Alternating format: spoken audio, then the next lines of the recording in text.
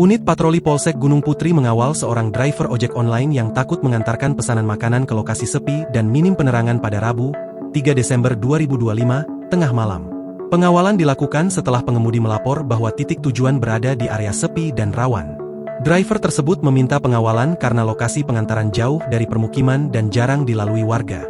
Petugas patroli langsung merespons dan mengawal perjalanan, hingga pesanan diterima pelanggan dengan aman.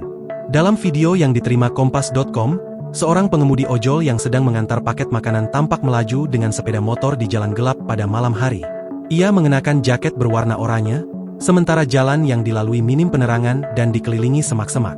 Kondisi tersebut memperlihatkan situasi jalan yang rawan pada malam hari. Polisi kemudian membantu memberikan pencahayaan dari belakang menggunakan lampu kendaraan patroli. Iya betul, yang bersangkutan datang ke Polsek minta dikawal karena gelap, takut hantu dan begal, untuk antar pesanan ke Kampung Kedep, Gunung Putri, kata Kapolsek Gunung Putri, Kompol Aulia Robi Kartika Putra kepada Kompas.com, Kamis, 4 Desember 2025. Aulia menyatakan bahwa pihaknya memberikan bantuan keamanan selama 24 jam kepada masyarakat, termasuk pengawalan terhadap pengemudi ojol tersebut karena dia merasa tidak aman. Menurut dia, polisi berusaha membantu demi meminimalisir potensi kejahatan dan memberikan rasa aman kepada masyarakat.